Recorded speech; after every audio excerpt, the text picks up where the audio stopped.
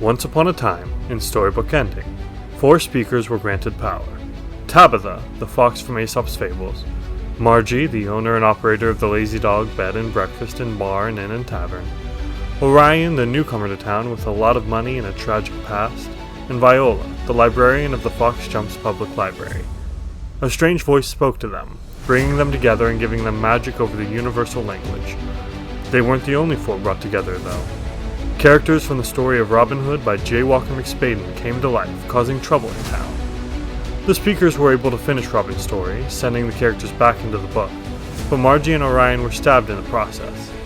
And along the way, the speakers met many friends and a few adversaries, including Tom the Rascal, Edward the Sad Man, Jojo the Woodcarver and Cop, and John Noble, the near villainous real estate mogul. Now it's time for a new chapter of their story.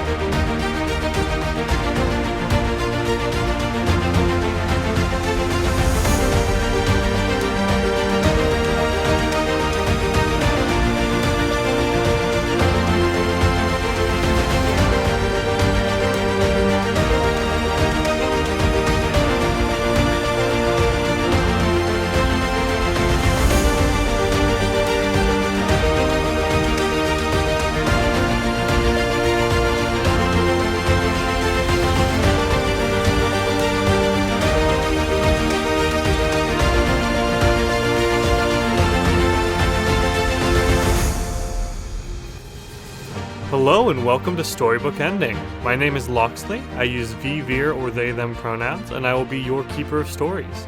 With me today is Addie. My name is Addie, the player. I use she, her pronouns, and I play the character Margie Gloucester, who also uses she, her pronouns. We also have Danny. I'm Danny, and I'll be playing Viola Thomas. Both of us use she, her pronouns. Next we have Killian. Hey there, I'm Killian. I use they, them pronouns, and I play Tabs the Fox, who uses he, they pronouns. And lastly, Grim. My name is Grim. I use any pronouns you throw at me, and my character, Orion Murrah, does the same. Alright, so we last left off kind of resolving things from the previous manifestation. We had Margie and Orion at the hospital, then they got back to town.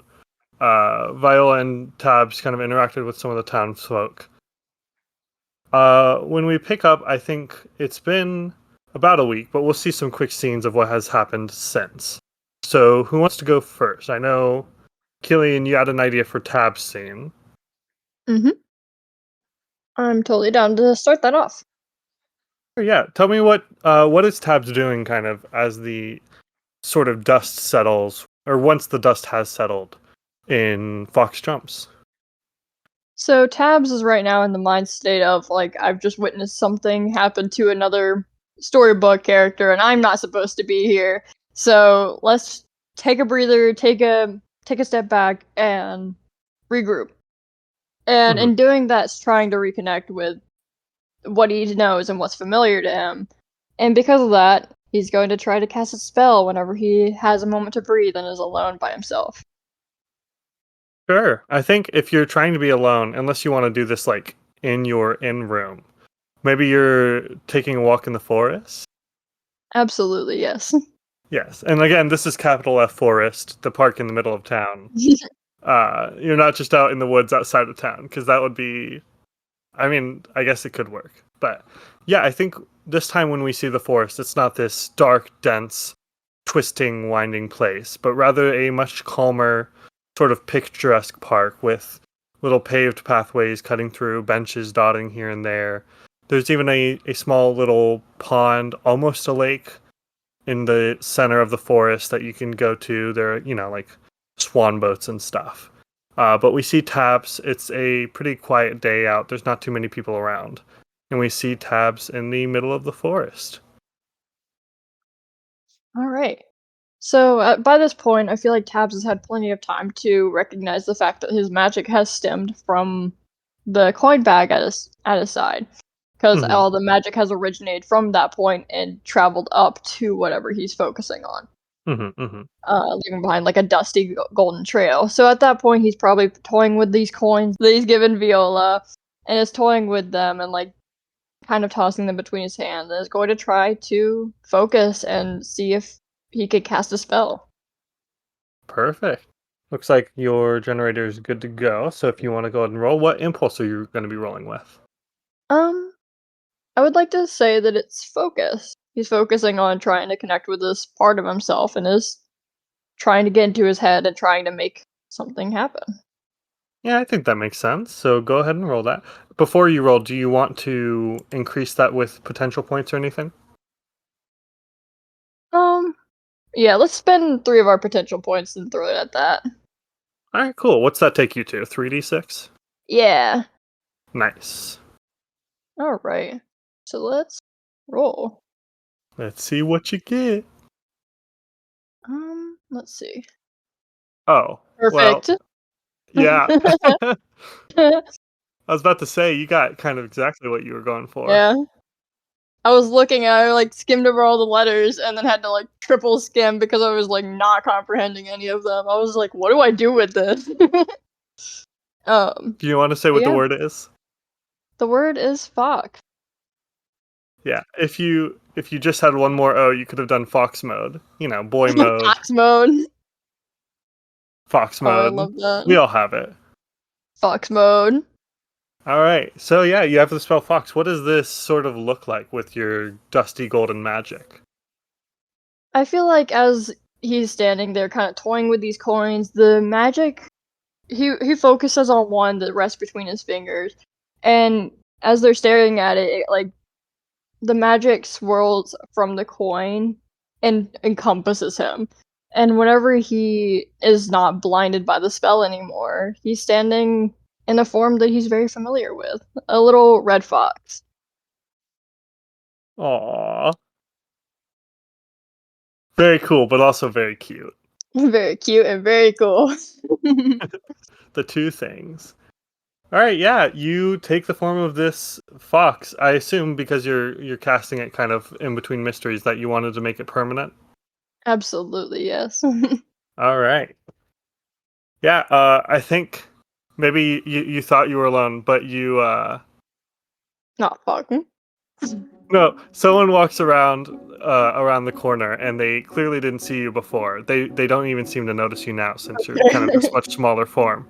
And they're eating a bag of grapes. And man, do those grapes look yummy. Oh, I am. Ears are pricked forward, and he's like sitting there staring at this, like, should I? And then begins to like kind of follow this person, like trail them a little bit. All right. Okay. I'm going somewhere with this, I promise. I trust you. Unlike what they're saying in the chat, I don't think it's Tom. I do think it's just some random NPC, maybe with their child, and their child is just for some reason eating grapes in the woods. I'm so sorry. I know you really wanted it to be Tom. The child is not Tom. Okay, I need to stop replying to chat. So yes, you kind of sneak up behind them. They haven't noticed you yet, but if you're trying to steal any of these grapes, I will need you to roll an impulse check. All right, let's roll some scheme. And I think Trying to get those. it's going to be a hard difficulty. Nah, fuck. What do you mean? I'm going somewhere with this, I promise. I'll do scheme with that, so 3d6. Ah. Yay! Damn, that's a good roll.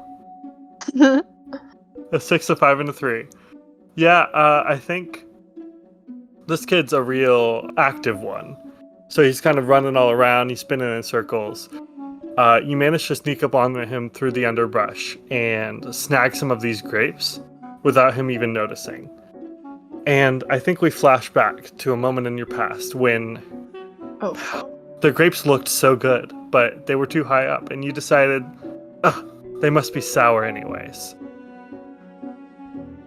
I hope y'all understand what I'm referencing here. Anyways, you have these grapes, these supposedly sour grapes, and I assume you pop one in your mouth, Mm-hmm. and oh my god, was it worth the wait? Yay! Man, I was really hoping you wouldn't succeed that check so that we could have another sour grape situation. I wanted it to be like a campaign-long side plot, you know?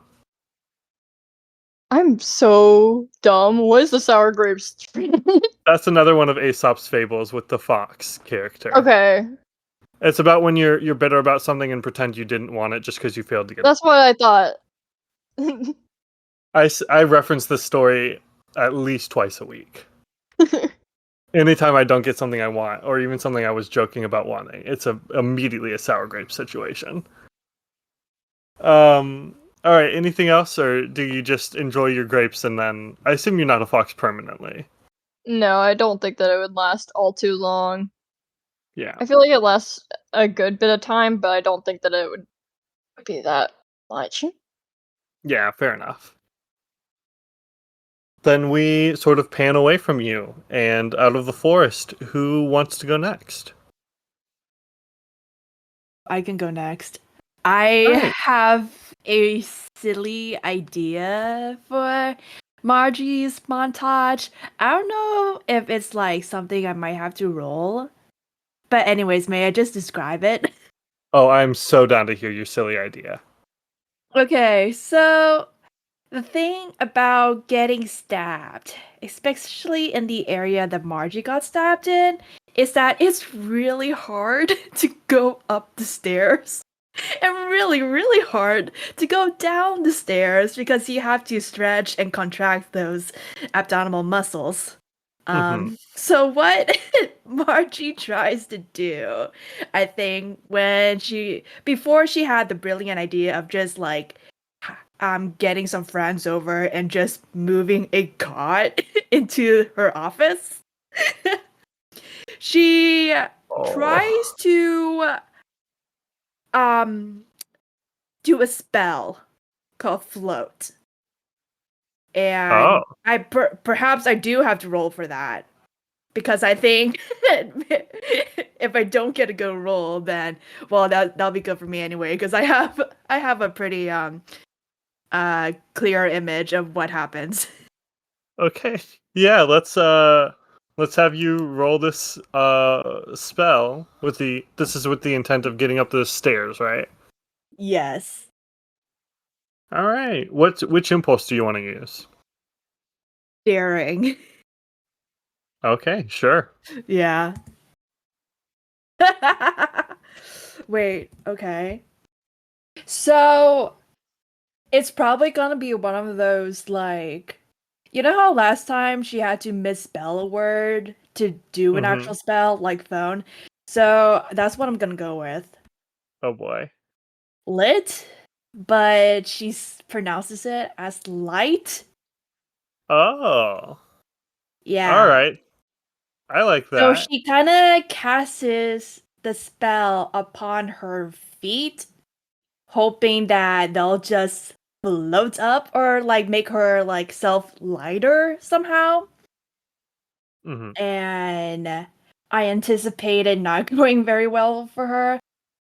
What I'm imagining, because it's either a misspelling and a mispronunciation, is that her feet starts glowing and like kind of floats up. So she's kind of like dangling in the air by her feet. Or by her glowing feet, basically. Like upside down? Yes. I love that. Yeah, that's I was thinking about saying that anyway, so I love that. Yeah. So and this is like happening before the tavern is really open for like the breakfast thing. Of course, like whoever is staying there is free to, be there and stuff. But the only people who are witnessing this is just, I think, Bear. her dog. And I think because she is floating upside down and has glowing feet in the air, this is what gets Bear up. So now Bear is like trying to chase her down. She is trying to do like ab crunches in the air, but it's like impossible for her to do because of her injury, right? She's like losing her mind. Shannon is also there to open the breakfast and everything, and she's like, what? You can do magic now? 1. And 2, what? How? Like, if you can do magic, like, why did you choose to do this? Yeah. So, I think for the first half hour of opening, Shannon has to, like, trap Bear in the office, and then grab some, like, rope or something from the bag and, like, try to lasso Margie and her glowing feet back to the floor. And then after that happens, Shannon has to, like, essentially tie Margie down to a chair so she wouldn't float away until the spell wears off. Oh my god. And that is the montage. That is the first week after her surgery and such. Yeah. You know, something I appreciate about you, Addie, is that you always make things way harder on yourself than it needs to be, and it makes for such a good story. And I'm not joking. I really appreciate your commitment to putting your characters through the most awkward, strange situations. No, I love it. I think none of my characters that I play are immune. Like, they think they're the main character and they're not. Even with her first spell being hero, she still is, like, you know, tied to a chair because otherwise her feet will float away with her. Yeah. All right, yeah. So we pan over, we see Tabitha effortlessly change into this beautiful fox form, and then finally triumphantly get those grapes from the random kid. And then we pan over to the lazy dog, where we see Margie getting tied down to a chair. Who wants to go next? Viola or Orion? I think Viola has a couple of small things to do. Not very interesting, unlike Margie and her floating away and Tabs turning into a fox. Viola continues marking up the paperwork that she received from John Noble, and does a little bit of research to, make sure that she's right and he's wrong, because she's quite sure that she's right and he's wrong. She also has a nice quiet evening at home and goes through her bookshelf. Okay. And her living room is lined with bookshelves. Every wall is covered in bookshelves. That's one of the perks of being a librarian. You know the books. But she has one particular shelf that is underneath the television, and it is her collection of notebooks. Ooh. And like so many people, she has all of these pretty, pretty notebooks, and hasn't used most of them because she's waiting for the right thing. But she spends that evening at home going through those notebooks and finds what she considers the perfect notebook for this purpose. Okay. It's fairly thick. It's got nice thin lines. It's got a good quality paper. It's bound in red leather. And she sits down and she follows her plan from a couple days ago. She sits down and reads through the original story of Robin Hood. Reads it a couple of times. And then she rewrites an ending for him. Aww. That's really cute. And that's her thing, is she's decided that, he deserved a better ending than he got. Because that really was a terrible ending. Oh yeah, no, it was rough. And so she wrote him a better one. She may have written herself into the story, and that's fine. Now, I have to ask, does the story include the events that took place in Fox Jumps, or is it like within normal Robin Hood canon? It does include some of the events that took place in Fox Jumps. And then, it ends a little differently because she wants to make for a good wrapped up story, not leaving John Noble hanging and all of that other junk. She's made it the way she wants it to be. Yeah, I love that. I don't think your scene requires a role for obvious reasons, but yeah, she's just writing. Yeah, I love that. And if you want to read it, you can pop on AO3. Oh, that's the one. Oh, hell yeah. Is it okay if I link it in the episode description? Sure. Yeah, that particular account is only going to be Viola stories, so I am fine with sharing that with anyone in the world. Man, you all give me such beautiful gifts as a keeper. You also give Robin Hood a gift. Alright, yeah. So we see this fanfiction. It's so tempting to say it like sparkles with magic and then you can see Robin Hood in his happy ever after. But I don't know if it's something quite that overt. No, it's... But whether it be the magical vibes you gain from the ether or just that sort of sense of, as a librarian, as a reader, that sense of satisfaction you get from a good ending. Yeah, that's what she wanted, was a good ending. Yeah. Alright. Now, Orion, we cut over to you. Where you at? What you doing? I'm pretty sure since it's been about a week, right? Uh-huh. Yeah, no, we see Orion's car drive back into Fox Jumps and like back into the town limits and slowly make its way to the house on the other side of the town. He gets out of the car.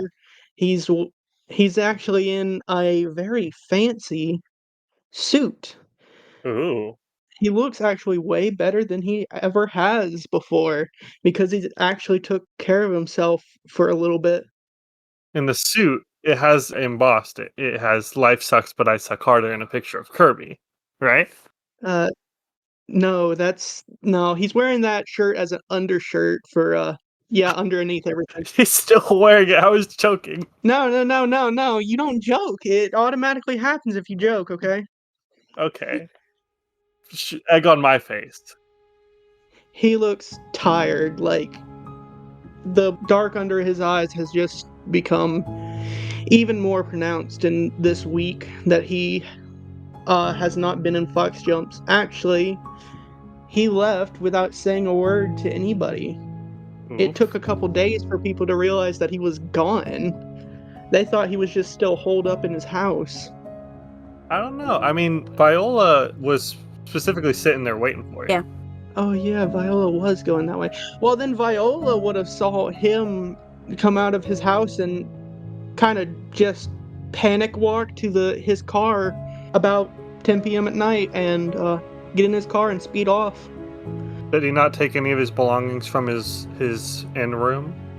No. Fair enough. No, he was in a bit of a rush, I imagine. I don't think he's even been back at the inn after coming from the hospital anyways. Yikes. So, he left and went all the way down to Florida. Because if we remember, he got a text. Loxley, what was that text? Oh god, you're gonna make me remember the exact wording. It said, "Orion, we need to talk. Her condition isn't good." Or something like that. I'll copy the text and put a little like doodle-doo-doo-doo before it. I might not do that. I'm pretty lazy as an editor. Yeah, you probably won't. Anyways, he spent a good part just speeding down to Florida. He went as long as he could without sleeping, driving almost halfway across the country, because this is the Midwest where Fox Jumps is. In the first day, he made it almost halfway across the country. And on the second, at about 1 in the morning, he made it to his grandmother's mansion in southern Florida, where his only living friend is there under hospice, stuck in a coma that they have been under for 6 months. That is all I have left. I don't know what else you want to put in there or anything. I do want to ask, did you come to any decisions regarding that friend? Are you leaving them there, or? He is actually in communication with everyone involved, Mhm. seeing if it's even safe to move her that far across the country. Besides, he doesn't actually have a house to put her in right now, so he kind of just left her there. Okay. He didn't want to, but when he left, he took a keepsake, which was a silver rectangular necklace. It's a locket, and inside are 4 pictures. One of him, one of a slightly older blonde-haired boy, one of a girl with curly blue hair, and one of a girl with tan skin and black hair, which matches the image of Jaden currently. So yeah, he rolls back into town. Yeah, I think you're driving back through town. Like you said, you got those dark bags under your eyes. You're exhausted, both, physically and mentally. You drive past, I don't know if you even notice, but you do drive past them. The city has filled that sort of weird pothole in the sidewalk that why is there. And it's recently refilled, and they are painting the lines back over it because it's kind of half on the sidewalk, half on the road. So they're repainting that yellow line, and there is a young woman, maybe a teenage girl, and she looks kind of confusedly, and she's just kind of hopping along the line at the edge of the road. You don't recognize her, although I don't know if you would recognize many people. Yeah, I was about to ask. What side of the road is this hole on? Uh, we'll say it's on the same side that you're driving down, so it's on the right side of the road for you, which is it's right next to the library. Okay, yeah, he's at least there enough to slow down and uh kind of go over the line Mhm, to mhm. not hit anybody, Yeah. be a good driver like that. Then he's just gonna keep on going. All right. Where are you headed? Are you headed to your house or to the inn? I think he's gonna head to the inn because he needs to sleep. Yeah, fair enough. I imagine all of the stress and both physical and mental from driving that far in one go probably wasn't helped by the recently stitched up stab wound. Oh yeah, no, he's still feeling that. Yeah. So yeah, we see you get back to the inn. Actually, do we want to play that out? Does Margie do anything, or is it Shannon that sees him? I think Margie is slightly recovering from her whole floating thing. Mhm. But she did successfully have a cot moved into her office. Thank goodness she expanded that office way back when. So Mhm. she's there. She's mostly doing like Administrative work. yes, administrative work. Talking with like suppliers and stuff like that for food and such. So Yeah, she's not like behind the bar. If Orion walks in, Shannon would be there probably. But if like Orion wants to talk to Margie, or if like Margie hears Orion's voice, she's gonna like call her and like be like, "Wait, let me get out." I think we see Orion walk in, and Shannon kind of comes over and is like, "Oh, hey, can I help you? Do you need a drink or something?" Uh, I just I just gotta re-rent a room that I rented a week ago. She looks kind of confused and looks down at the book and kind of flips through pages. And she's like, "Are you that Orion guy they were talking about?" Yeah, that's me. Oh, okay, yeah. Um, okay. Sure. How much for like I don't know, another week, I guess. Wait, I do have a question. I have a question. Okay. Did Orion pay for X amount of days and then just didn't show up? I think he did. I think he asked before how much for like this amount of time. Okay, so like, does he have like? No, what I'm asking is if he paid for the days he wasn't there. I don't know. I think he just paid in one big clump, so yeah, probably. Okay, I think he was probably paid through until at least the present. okay, No reason to throw all his stuff out, I think. okay. I would say. I think for me, like, I don't know, maybe innkeepers wouldn't do this, but Margie's city now. And so I think as Shannon and Orion are figuring that out, Margie, you could hear her in the office goes, "Wait, Orion's that you? Wait, Uh, hold on." And then you can hear some like grunting, and little shuffling as she's trying to like roll herself off the cot without like pulling anything.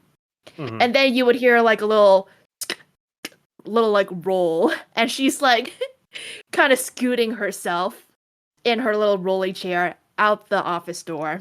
oh, Orion! Honey, where have you been?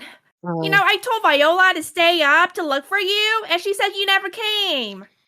yeah, no, something came up. I had to go deal with a couple things down in Florida. Okay, you know what? You know what? Since you paid, I think you paid for what? 7 days? Well, you weren't here 7 days. So how about this? I'll just refund you the days you didn't show. And she kind of gives him a little look at that. And then, so don't worry about payment for now, okay? Or I could just like put that towards, the little credit shenanigan. And then, Ryan, just stay. Stay as long as you need, okay? Thanks. Because Yeah. she was like the last person he talked to, so. Um, yeah. Now, do you want a drink? You want some? What time of day is it? Do you want some lunch? Yeah, we'll say lunchtime. Yeah, lunchtime. I think I'm good. I think I just need to take a nap real quick. Okay. All right then. Well, I'll be down here once that nap's over. Okay. Okay. You're not dodging another meal after that. Okay. And then she kind of just like lets him be. So he starts walking up the stairs and he's limping, not because he got stabbed, but because all the driving has actually aggravated an old injury of his in his right Ooh. leg, and he is limping hard up the stairs. Oof. Margie, quick, Ooh. cast light on him. No, I think. Ooh, does Margie notice that limp? Definitely, definitely. Okay, I think I think she does. I think she does. Okay. Margie kind of yells after him. Orion, whatever you do, if you want to use your little sparkle on that injury, do not cast light. L-I-T. Do not cast it. Trust me. Trust me. It'll just make your feet glow, Cool. among other things. That I'll be fine. I can make it up the stairs. Thank you though. And he just like keeps going up the And she's stairs. like, she is so jealous. She is so jealous. She's like, some people have all the luck in the world. She wants to Look, go up the stairs. he's over here. He's over here using every ounce of willpower he has to just like tough it out. He was raised tough it out. He can go on the stairs. She God. can't take a single step without collapsing. Sounds like you just need to get good. Okay. We're moving on. I just need to figure out what we're moving on to. Hold on. Viola. Has the library been open since? Did you reopen the library? Everything is normal. Oh, yes, she's absolutely opened the library again. Okay. In that case, I think we're still staying in the Lazy Dog, but Orion goes up the stairs, and I think the bells on the door jingle as someone walks in, and Shannon says, "Oh, hey, Edward. Still reading that book, huh?" And he says, "Oh, yeah. I think it's really gonna help me turn things around." And he has finally gotten the book he said he was gonna get in episode 1. Let's go! So I guess the campaign can end. The plot has been resolved. It was nice talking to y'all. I'll edit this and publish it, and I will see you around. Credits roll. Note to self: get the Discord disconnect sound and put it in there, just to really trick the audience. Okay, but no. Edward takes a seat. He gets some lunch. There aren't a lot of places to get lunch in this town if you want to eat out. And he's an accountant. He makes good money. So yeah, I think he just kind of sits at a table quietly eating and reading his book. It's a book on how to kind of recover, just kind of in general, both in regards to his drinking problem, which you'll notice he only has a glass of juice now. He doesn't have mead, and I'm very proud of him for that. We love it. Growth. Well, there goes Margie's business. Yeah, no, he is definitely a top contributor. It's okay. He tips very well. Yeah, but no, he comes in, and then I think shortly after, the doorbells jingle again, and a police officer comes in, and he says, "Margie, you're under arrest." No, I'm kidding. Oh my god.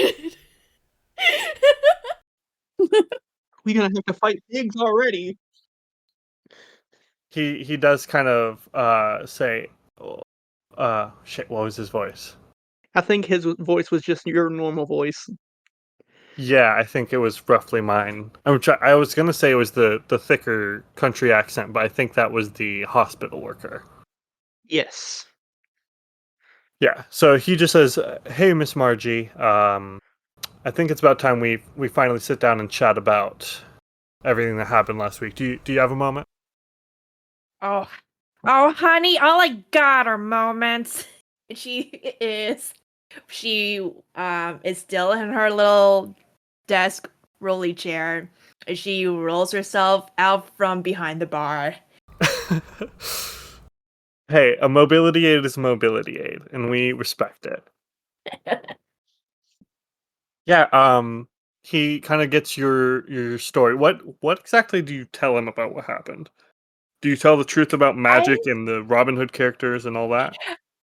I don't know. I'm trying to suss everybody else's vibe here, but I don't know. I just felt like the little fight we had with John Noble and the sheriff was so like in the public. I'm like, what if Fox Jumps just keeps the secret of magic, like in the Hannah Montana movie? Like in the Hannah Montana movie, of course. Does anybody know what I'm talking about? That. I can kind of vaguely remember. Is that the one that had the Rascal Flats in it? What? I don't know. Okay, so basically, spoiler alert for the Hannah Montana movie. Miley Stewart reveals her double identity as the person behind Hannah Montana in her hometown of like whatever it is. And that singular town keeps her secret for the next 2 years before she reveals herself again, but on national television. Anyways, my point is, what if Fox Jumps just keeps the secret of like magic being real? Fox Jumps ain't no narc. Yeah, exactly. Exactly. Because what's the sheriff gonna say But to his Noble might be. counterparts, right? So I think, okay, you know what? I've decided. I'm gonna play straight. So, honestly, it started way earlier than this, but I'll just tell you what happened, what began that Tuesday morning, okay? So basically, John Noble sends a massive text to everybody in town, which goes against his privileges, by the way. Like, he does not have, like, he should not be able to do that, and I can't believe we let him get away with that. But anyways, John Noble summons all of us to the town meeting, blah blah, and guess who showed up? Fucking Robin Hood. Robin Hood shows up, and I'm not talking about like a man dressed up as Robin Hood. He is actually Robin Hood dressed up as Robin Hood and his merry men, right? And he's trying to pick a fight with John Noble because he found out that John Noble was rich and John Noble was just being John Noble and picking a fight with everybody. And I was just trying to mind my own business, but then I don't know, shit happens. I think my memory isn't that great. I did not tell you that. But anyways, we had to like move the fight out of the town hall because otherwise arrows was gonna fly around and like we do not have the medical resources for that, sir. So Viola, I believe, and Tabitha and Orion, you know, the kid with the bougie car. Yeah, we got those John Noble and Robin Hood and his little guys out into the, you know, outside, and then they started beefing. They started just fighting each other, and I'm like, what the hell's going on? I'm sorry. I need a break because my mouth is starting to hurt. Yeah. Jojo the cop just looks kind of stunned into silence, and he says, "Right." And he kind of pulls out a notepad and starts scribbling down Robin Hood, sheriff. And then that's when he went stab crazy, right? Yes, that is no. The sheriff went stab crazy, not Robin Hood. And wait, I must tell you, I am not talking about the Fox Jump sheriff. I'm talking about the Kingdom sheriff from the story itself, Robin Hood. Oh, right, that's important on this. Basically, these storybook characters from Robin Hood, the story came to life and just emerged out of the woods. I don't really know the details about that. You're gonna have to talk to Orion because apparently he got in a little tiff with them and they were fighting each other. So it was a hot mess. Because like you think there were two sides, but really there were like 3 or 4 sides, and I was just trying to mind my own business, but John Noble was being a little snit, you know. And then Robin Hood was like, he's gonna steal money from everybody, and I am a business owner, okay, and I cannot be letting Robin Hood steal my money. What accent am I putting on right now? Bro, press the fast forward button. What the hell? Yeah. Look, we only have 2 hours to record, so I appreciate the conciseness and the efficiency of speech. Thank you. And basically, Viola, she did a little her magic thing. I did my little magic thing, try to, you know, give myself a potato gun, but it didn't really work out, so that's why I got stabbed. You know, like, the potato is a very insufficient weapon. Put that down, okay? You not train your little cop babies with that thing.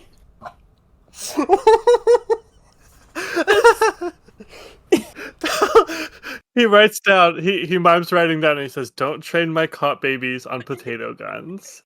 Lethal weapons only. Oh god. Lethal weapons only. And then Viola did her little, like, fan fiction writing thing, and then gave Robin Hood a new story, and then they just left. They just went back into the woods, and they were gone. And 911 was called, and I was sent away to the hospital to do surgery, and then I came back. And that's there you have it. And I know I sound crazy, because it is crazy, but it happened.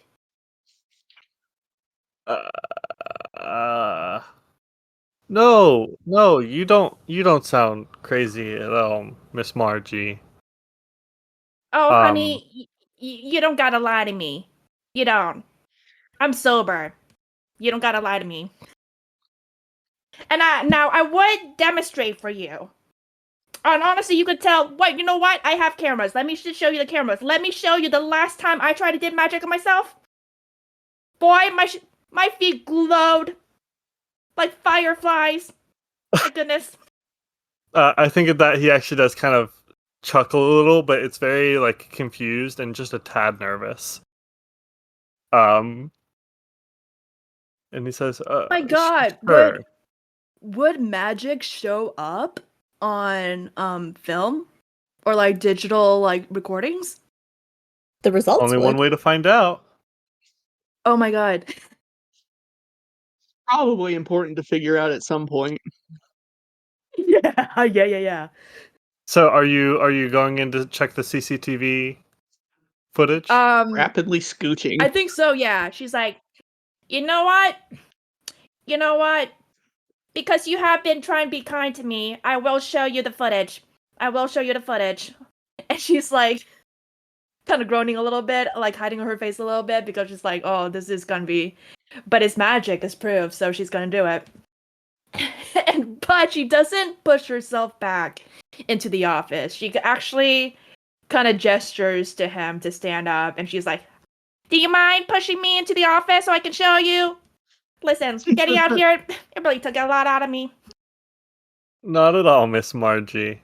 And he kind of awkwardly, but yeah, he he pushes your wheelie chair into the office.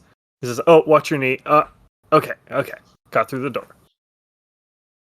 and you get to the computer. Now, let me just filter out the results here. I believe it was. God, what date? What's the date? Okay. Don't make me let's- come up with the date. Okay, you know what? Never mind. I think today minus 7 - 7. Yes. And it was early morning. Okay, here we go. And she presses play. Yeah, and you see yourself kind of start to walk up the stairs. You see yourself kind of grab your side in pain, and you see your hair starts to kind of ruffle as if there's a wind blowing. And then the footage just kind of cuts out, and you see the words, footage not found. Are you kidding? No! God dang it! Wait, that's actually really good though. And he says, "Oh, you might want to get your cameras checked. That's unfortunate. I Alright. definitely believe you about the magic." No, hold on. I think Margie fasts forward to see if the footage would come back after Shannon has tied her. I think you keep fast forwarding until the footage cuts back in, and it is of you, Shannon, kind of taking a step back and looking at you tied to the chair. There's a very dimly visible glow of your feet beneath the table, but at the angle of the camera, it's not really anything notable. This is Margie amazing. points her finger to the the screen, and she's like, "That did happen. She had to tie me down because I kept floating away, and that's what you missed. Footage not found. Psh. But maybe that is a good thing for my reputation. Yes." Right. You say you believe me, don't you, about the magic? Yeah. No, I believe you. I honestly, magic or no, stabbings and fox jumps is just. I mean, honestly, I try to be brave, but it'd scare the hell out of me if I only had a heart. But all right, I got your story. I got to get back to the station. Nice talking to you, Margie. Well, thank you for taking my statement. But good luck charging whoever done it. As far as I know, they've been written out of the story. They're long gone now. Right. No, I'll I'll keep an eye out just in case they come back from the And he looks down at his notepad. He says, "From the storybook of Robin Hood." And he goes ahead and he said, "Oh, do you want me to wheel you back out, or do you want to stay in here?" You know what, son? I think I'm gonna be tired for just a little bit. All right. Well, you have a good rest. Thank you. Do you notice and he kind of looks back into the main dining area and he says, "Is Edward shaking?" What? And yeah, you see Edward just kind of looks generally terrified. God damn it. And I think Edward notices you looking and he says, "Sorry, I just read something in the book that scared me. Are you kidding me? It wouldn't bother me so much if I only had courage." Oh. Subtlety is my strong suit, gang. Margie, no! I don't. Ugh. I'm. Just. I don't know if Margie would catch on that just yet. She doesn't have to. Yeah, I don't think she does. She doesn't have a very high opinion of Edward. It's not consistently high. Damn. No, we know. We've seen it in action. Village idiot and whatnot. Oh, God. Wait, did Margie call him that? Yes, Yeah. the whole audio I clip. don't In front of the remember town and that. everything. You're our village idiot, though. I don't remember that. I'm so sorry. Okay, continue. No, that's all. I think Jojo goes ahead and leaves. Hey all you journers out there, this is Journey Sitwell. If you're new to this channel, we're all about searching out the mysteries of the supernatural and trying to disprove what doesn't sit well with us. On today's special episode, I thought we could do a little introduction to the members of my new investigative team. Let's get started with my friend Dan. Hi Dan! Hi, my name is Dan Ryan, and I go to college, and that is all, and I am normal. Can you get the camera off me, please? Okay, thanks. Thanks, Dan. And this is Mordecai. Yo, what's up, dude? Is it cool if I burn for this? Okay, look, Mordecai, I don't want to get demonetized. Can you please just put that away right now, please? Stop. Yeah, one sec. Okay, what's up, everybody? I'm Mordecai Spellbridges, and I'm a friend to magical creatures and beings alike, including Dan, my best friend. Great! Thanks, guys. And now for the sponsor of this week's episode. This week's sponsor is, Memester of the Week. Memester of the Week is a Monster of the Week actual play podcast starring these three weirdos as they go investigate strange happenings and fight what goes bump in the night. You can find Memester of the Week wherever you listen to podcasts, if you're a podcast person. That's all for today's video. How does that sit with you? Let me know in the comments below. Remember to like, comment, and subscribe for more spooky content, and hit that bell to be notified whenever I release a new spooky episode. See ya! Let's cut over to the library. Actually, Tabitha, real quick, what would you be doing? Would you be staying in the inn, or would you be going out for lots of walks? Like, what have you... Did you get a job? I don't know.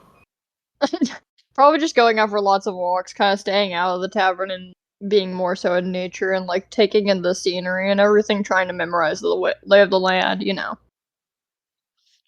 Yeah. I think you're on one of those walks around town, and you... a figure passes you as you're getting kind of close to the library, and you see them turn and walk into the library, and there's something weird about them.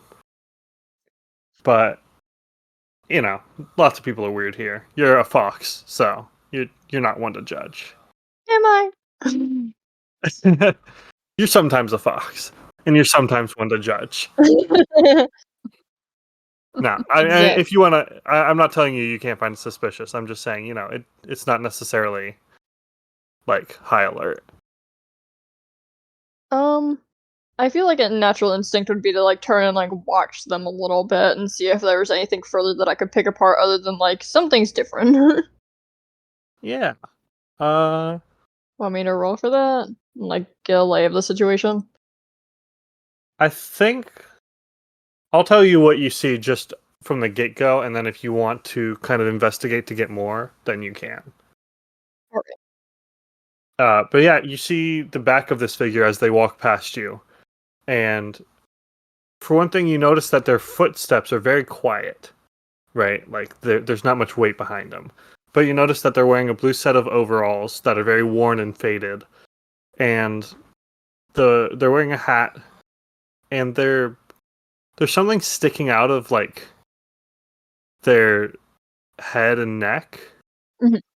which is a little bit weird, but it's hard to tell exactly what it is from here. He's gonna follow them. Yeah, they're wearing these old boots with blue tops and a pointed blue hat. He's gonna trail after them because at the very least they're heading toward the library, or Mm-hmm. It does seem to be that, yes. okay, so if they're heading toward the library, at the very least that's generally where he's talked to Viola in the past, so like there's somebody that in that way. Yeah. Hopefully it's not another stab crazy sheriff wannabe. Of course. Yeah, so do you follow him? Yeah. Do you try to catch up to him or just kind of trail him?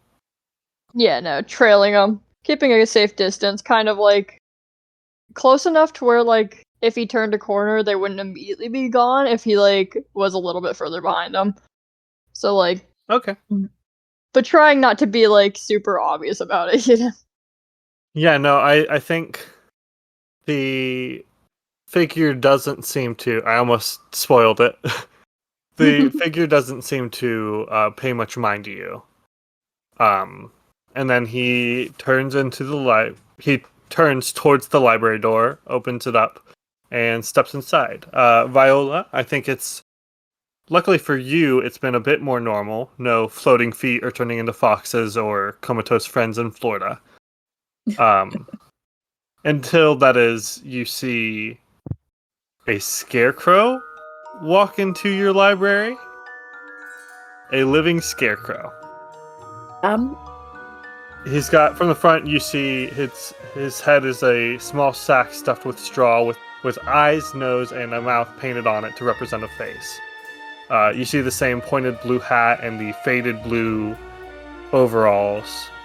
And again, you can see closer up that there's quite a bit of straw just kind of stuffed into it, kind of sticking out here and there, especially around the seams and around where the head meets the neck.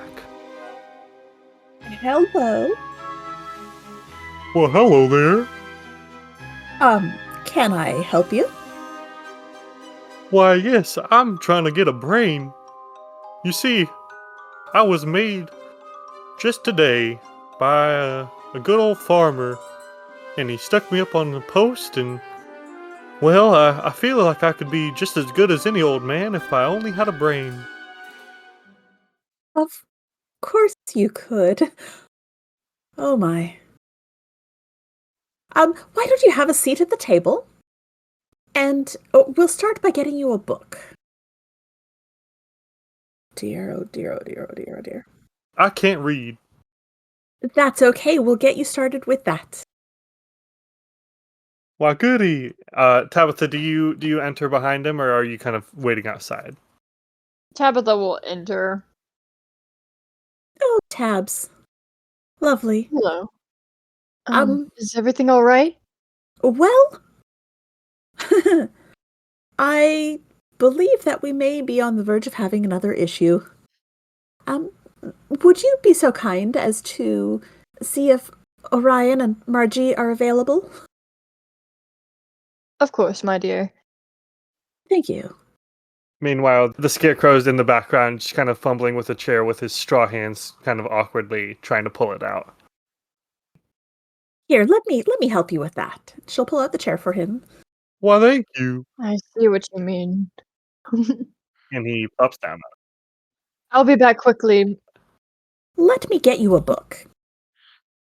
Just sit tight. I'll be right back.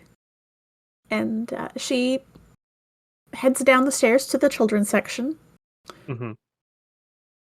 and grabs 2 books. Okay. The first one is Mhm, from the very young children's section. It's a picture book with like A is for apple, B is for ball, that sort of level of reading comprehension to start him off with.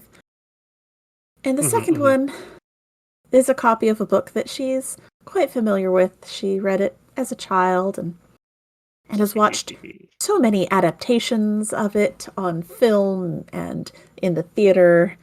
It is a copy of The Wizard of Oz. Oh, wow. Weird. I didn't think you would go there. Interesting. Okay, that's really out of nowhere. But if you say so. Now, is this also a picture book copy, or is this the normal original copy of? This is the L. Frank Baum version from 1900. Gotcha. It is a reprint of it because they don't leave, 100-plus-year-old books stand for the kids to mess with. But it's a reprint of it with the original illustrations. Yeah. Alrighty. Tabitha, what are you doing here? Skedaddling on over to the tavern. At the very least, he knows Margie will be there. I feel like he saw the straw man and was immediately like, "Yep, I get it now." Yeah, I think you exit the library and start skedaddling, and quickly someone is following you. You realize pretty quickly with your keen fox ears. Oh. And he says, "Hey, Tabs, what's up? Why are you skedaddling? It looks like you're skedaddling." And yeah, Tom is behind you. If you glance behind, you see that he has dropped a can of spray paint on the ground where he has been completing the mural on the library. All right. Oh, Tom, it's great to see you.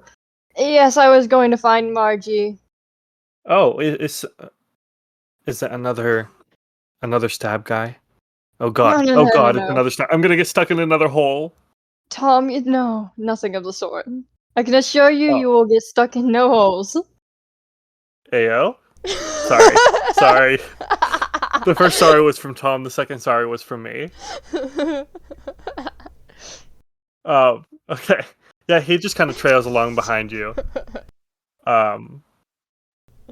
You do pass a second person, which is a decently young girl. You'd say maybe early teens, if not a little bit younger than that. And she's wearing a faded blue sundress that's kind of covered in dirt and dust. She's wearing these very shiny silver shoes, and she is kind of skipping along the yellow line at the side of the road. And she's kind of humming to herself. We're skedaddling faster. I don't want to deal with any humming girls just frolicking down the road. Okay. Okay, sure. Let's go. That's half the party now has completely ignored her. All right. I feel like he definitely gives her like a long look of just like very aware that that's the road. She should not be in it, but doesn't want to impede the mission to like take care of this thing that's very pressing. He's one track mind. Like, I need to deal with getting Margie. I need to get them together because there's a whole man made of something in the library. I need to handle that. Aren't all men made of something? Except for John Noble, he's made out of nothing because. Okay, well that's rude. He's made of shit. Oh yeah, But no, he's full of something. John Noble is made out of shit, pure shit, nothing but shit. Okay. Well, you just ruined my reveal for the fourth arc that he is technically a shit golem. Yeah, I love ruining. He was going to merge with the manure in his car and become stronger. Oh my god. No, okay. You and Tom get to the lazy dog. Tom doesn't even talk all that much. He just kind of seems content to just kind of skedaddle with you. Alright. But yeah, you get to the lazy dog, and Margie's in her office. I don't know if she's gone to sleep. Orion is upstairs in his room, presumably sleeping as well. How late is it? It's midday, but they're both stab victims, so. Oh. Sleepy. Okay, so... Yeah, when I think of stab victims, that's the first word that comes to mind. Sleepy. DP. So I guess he'll go up to Shannon at the front desk at first and kind of wave as he's walking over to get her attention. Shannon, dear, do you happen to know where Margie and Orion are? Has Orion returned? Shannon, when you first walk in, does like the 2 fingers to her eyes, 2 fingers pointing at Tom. It doesn't seem particularly like malicious or anything, but like she's like, I got my eyes on you. Then she says, yeah, Miss Margie's in her office. I think the Orion guy went up to his room. Perfect, thank you. Tom, I'll be right back. You don't have to worry about it. I just need to talk with Margie for just one moment. Oh, okay. Yeah. I'll talk to Edward. Hey buddy. How's it going? Are you shaking like a chihuahua again? A regular occurrence. Be mean to him. His sugar's Yeah. low. Oh. So Tabs is gonna go off and knock on the door to Margie's office. Margie, Viola needs us in the library. Oh no, don't tell me. And you hear some shuffling sounds, some grunts, a little as she's like rolling her chair, and the door opens, and she's like, "Damn it! I'm gonna have to get a real wheelchair, don't I?" Are you alright? And it's this dumb little stabbing injury. I tried to make my feet float and it didn't really work. So I think I aggravated it some, and now I'm stuck in a chair. I can't really go up the stairs or anything. Margie, Say, have you not tried to use your magic to heal it? well, the last time I tried magic, well, the last 2 times I tried magic, didn't really work out. So, I don't That know. seems a little bit finicky, but it wouldn't hurt, would it? Well, The Helio spell definitely did hurt. Quite literally. Wasn't healing yeah, though. I don't. The odds are not in Margie's favor. Like, honestly, Tabitha, I'm a little scared about mixing magic and medicine. And they pumped me with medicine, so I don't know. Don't sling spells and drink. There's no branch of science for this, is there? I suppose there's no science that can explain our situation. Speaking of, there seems to be something occurring at the library. But if you're too injured, I can always go back to Viola and try and handle it with her. Let me try something. And she kind of like puts both hands on her the armrest, and Tabitha, can you just stabilize this chair for me just a moment? Can you just keep it from rolling away? I think I'm gonna stand up here. Okay. And she kind of like rocks back and forth, trying to get a little momentum. She's like, 1, 2, 3. And she gets up to her feet Woo! Let's go. and takes a deep breath, and she doesn't lift. She does not lift her foot. What she really does is like kind of glides it across the floor. Mhm. And then shifts her weight, glides the other foot. And that's kind of how she's gonna try walking today, lads. Sure. Someone get her some Healy. Would you like me to try magic? You wanna put some healing magic on me? I could try. Well, maybe you have better luck than I would. Then Tabs is going to try to do a little bit of magic. Sure. So what exactly is the intent here? I feel like I'd be trying to like heal it, like accelerate the healing, so that it's like, so she could recover faster. Okay, sure. I think she did recover her spirit damage, but this would kind of be the in canon, in character, Mm-hmm. last bit she needs. All right, what impulse do you want to cast with? I'm thinking focus fits best of the ones that I have. All right, what's the focus here? What do you mean? Generally, wait, let me double check something. Yeah, so focus is specifically It's focus on your one little interest. your interests, your specialties, your obsessions, special interest, basically, or an expertise. Then I guess that Which I think made sense for previous, with the fox thing, but I'm not sure. reason maybe Sure, I mean, we've done that before with kind of. or scheme. How would scheme I work guess. here? It can. I'm just wondering. Driven by strategy and planning, so that could be planning for the future, kind of strategizing that if I do this, then things could run smoother in the future. Sure. Yeah, I think that makes sense.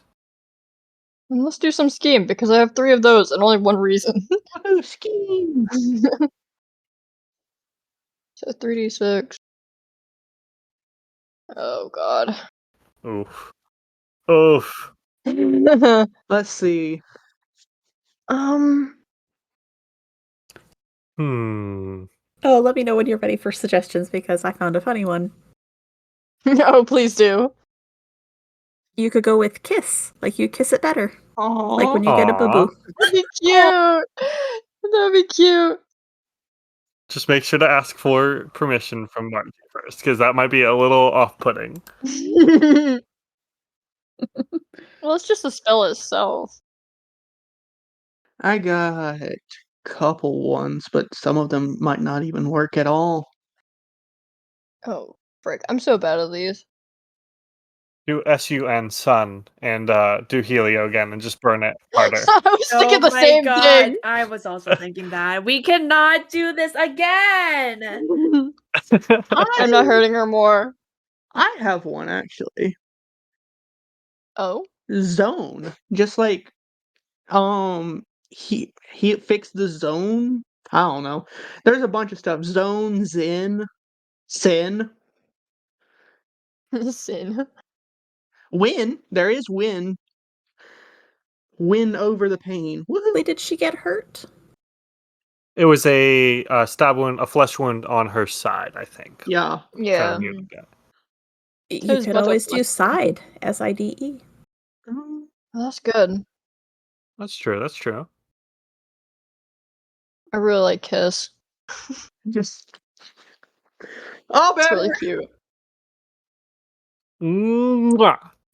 I hope that audio comes through well. I don't know if it will. blow, Like recovery girl. blow a magical kiss in Demon Slayer. Alright, are we gonna go with kiss? Any objections, Lexi? I think it works. Okay. I think it's a little bit funny to pair kiss with the impulsive scheme, but I'm not It gonna is. say it is won't work. funny. It's a kiss for the greater good of my plans. Gotta kiss the homies better. Scheming kiss. Mac kiss nations. Mac kiss. I'll figure it out later in post. Machinations? Yeah, but with kiss in it. I don't think that it would although everyone else seems to have kind of I think that Tabs and Viola both have very letters turn into the things instead of things actually occur to make the magic happen. Mm-hmm. So the kiss would just be type of kiss it better through the magic. Aw, coward. No, I'm kidding. I'm not gonna smooch Margie out of nowhere. I said I'd make it better. I'm not just gonna straight up assault her. Yeah, we ain't to the kissing the homies stage in friendship yet. Listen, Not if you quite yet. have your socks on, I've heard. No. That's only if it's gay. This would be straight. Okay. So what does this look like? You said the magic just kind of comes out. I think there's at least a smooching sound effect in the air. Oh yeah, of course, for sure, 100%. So the magic from the coin satchel Like, I imagine that Tabs at this point has grown more used to, like, taking out one of the coins and kind of, like, using it as, like, a medium that, as though, like, making it to where the satchel bag itself doesn't impede the magic and makes it, like, a smoother carrying toward the whatever it is. Right. So, the magic originates from the coin as per usual, and might circle Margie's a little bit to, like, kind of sense where the injury or whatever it is may be, and then, like, kind of, like, like, sparkles and shimmers around this, like, one section where she was stabbed and kind of soak into her skin. Yeah. And Margie, I think you feel it, maybe it tickles at first or something, but I think after a moment you feel significantly better. Oh my goodness! You and Viola. Are you alright? Yes, oh honey, I am more than alright. I feel like I could fly. Not float, fly. With purpose. Perfect. I was about to say. There is something about you and Viola's magic. My goodness. You know what? Maybe I'm not the one for healing. Maybe I should just rely that upon you and Viola. You know what? That's fine. Let's go. Shannon mentioned that Orion came back. Should we get him? Oh. He did say that he was going to take a little bit of a nap. But that was a few hours ago. Yeah, I say let's check on him. Like, honey, he did not stop by at all the past week. He just came in today and oh honey, he did not look good. He was limping all over the place. Of course, it didn't stop him from taking the stairs, but he did not look good. Should we let him rest then? Or how urgent do you think? Is it another story? There was a man made of straw within the library. Sentient and everything. Did he perchance have a flannel on? Kind of looks a little scary, like a scarecrow.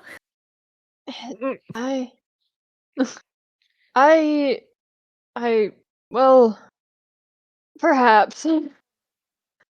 Tabs teams up with the scarecrow to get more cheese from that damn bird. Oh yeah. So I would say that it's pressing that we deal with this.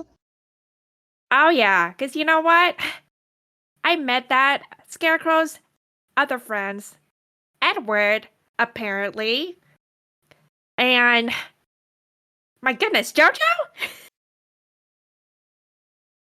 Jojo. Oh my. Yes. Yeah, he's let me just, you know what? I can't explain this twice. Let's just get to the library. This might complicate things further, but in the past little while that I've been wandering at the town, I haven't come across a little girl, and there was one in the street not too far from here, near the library. She was skipping along the side of the road, like off the sidewalk in the road a little bit. Not in the center, but near the edge. Where the yellow is? Yes. Oh, brother. Smash cut to the library, where Viola has been left alone with this scarecrow from some book. We don't know, or maybe it's just a guy cosplaying. Yeah. He is currently holding the book upside down. I'm sure Viola handed it to him the right way up, but he is holding the book upside down and just kind of tilting his head back and forth like, Viola will gently take the book and put it on the table the right way and start helping him through it and showing him the letters, explaining it the way you explained to the little kids who are just learning how to read. No, it says here that C is for cat. Are you sure it's not for crow? It can also be for crow. Yes, you're right. It has the same I've sound. known a few crows. Can I be honest with you? Mm-hmm. They're kind of mean. They are kind of mean, aren't they? At first, they thought I was a real tough guy, but once they realized I was just made of straw, they stole Farmer Joffrey's crops. And that wasn't very nice of them. That was not very nice of them. Oh no, Joffrey, my boy. Poor man. Farmer Joffrey kicks down the door to the library and says, "Who stole my scarecrow?"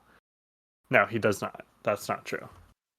So, is Viola just buying time, kind of keeping him occupied? Yep, she is just biding her time, waiting for the others to show up because she's got a list of people she wants them to go looking for. I think actually after a few minutes, he kind of, his mind wanders and he says, "Well, I really appreciate you teaching me all this reading stuff, but I think I need to go. I'm supposed to go see a wizard. He's gonna give me a brain." Oh, well, that's quite lovely. But are you just going by yourself? I'm sure you've got a group to go with.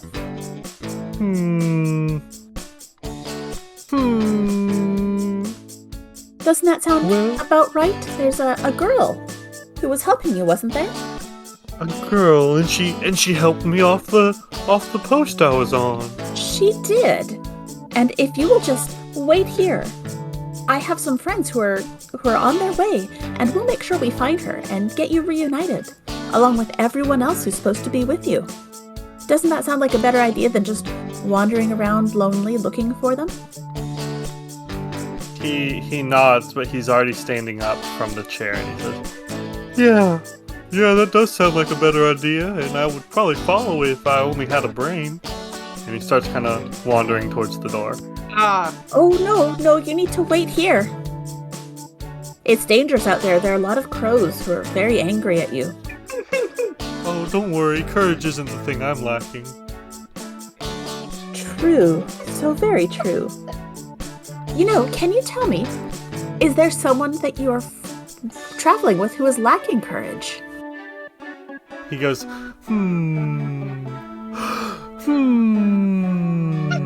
and he kind of strokes his straw chin, and some straw falls out onto your library floor.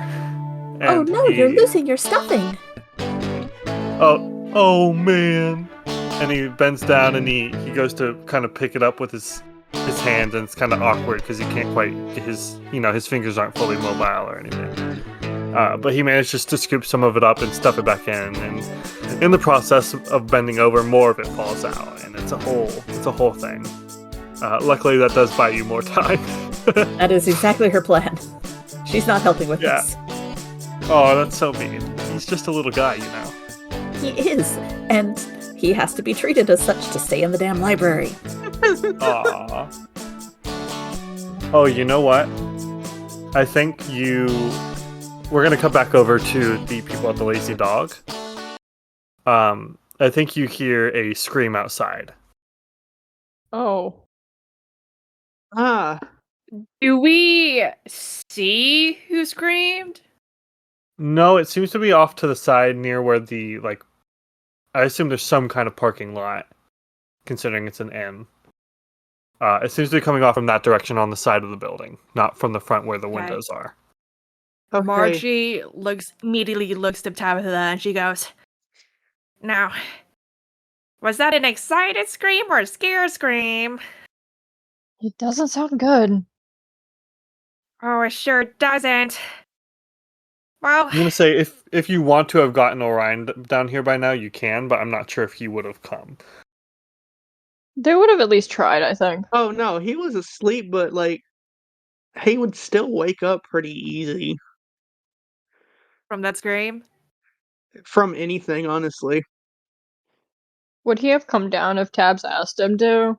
And asked him to come along to deal stuff? Probably. Alright, so then you'd definitely be with us downstairs. Yeah, I think we see Orion walking downstairs as the scream happens. Not and then only Margie that- asks that about whether... Yeah, he manages to make it downstairs too without falling over and breaking his neck. Okay, you know what? Kiss him real quick with magic. Smooch. I think Margie, she doesn't really trust her magic. That's my fault. Sorry, guys. And so she kind of she like brings a she kind of like takes out a hammer from behind the bar God. to bring with her. Oh my god. I She's thought she like, was about to freaking hit Orion for coming down the stairs with such ease. With the hammer, yeah. yeah.